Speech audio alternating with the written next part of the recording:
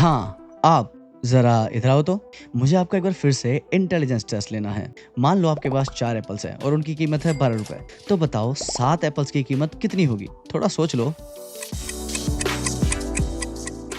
Answer is ₹21। बहुत simple था। Age is old, ratio proportion लगा लेते हैं। ईज़ी था ना?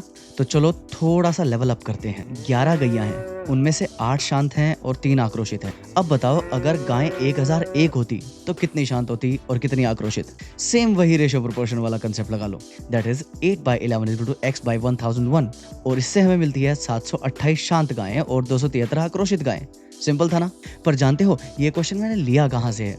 1400 साल पहले 628 एडी में भास्कराचार्य प्रथम द्वारा लिखे गए आर्यभट्टीय भाष्य से। यही एग्जैक्ट प्रॉब्लम वहां पर उन्होंने लिखी थी। ये सिर्फ एक रैंडम पजल नहीं था, ये था दुनिया में प्रोबेबली सबसे प्राचीन एल्गोरिथमिक अर्थमेटिक प्रोपोर्शनल प्रॉब्लम में से एक। हाँ, प्राचीन भारत की तरह अन्य सभ्यताओं को भी रेशो प्रोपोर्शंस का अच्छा खासा ज्ञान था।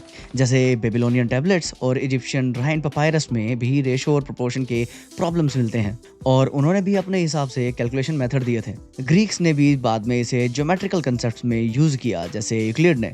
पर हियर्स द कैच, वो सब ज्यादातर थ्योरेटिकल और ज्योमेट्रिकल थे, पर भारत की अप्रोच कुछ अलग थी। हमारे लोगों ने यहाँ एक्सप्लिसिट अर्थमेटिक एल्गोरिथम बना डाला, ऐसा फॉर्मूला जो क्लियर, रिपीटेबल और स्केलेबल था।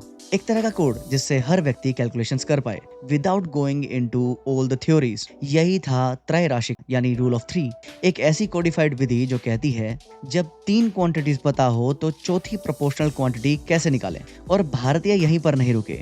रूल ऑफ 3 के आगे व्यस्त त्रैराशिक which is inverse of rule of 3 as well as rule of compound proportions like Pancharashika, rule of 5, Saptarashika, rule of 7 and Navarashika, rule of 9 and even Ekadashi राशि rule of 11 तक rules लिखे गए। यही algorithm trade, astronomy और geometry में systematic form में use होते आए और फिर यही ज्ञान इस्लामिक रूट से होते हुए मिडिवल यूरोप तक पहुंच गया। तो हाँ, भारत की तरह रेशो दुनिया में और भी जगह समझे गए थे, पर अर्थमेटिक एल्गोरिदम देने वाली सभ्यता हमारी अपनी सभ्यता थी। तो ये एप्पल और गाय वाला सवाल बस एक टेस्ट नहीं, हमारी एल्गोरिदमिक थिंकिंग की विरासत का सिंबल है।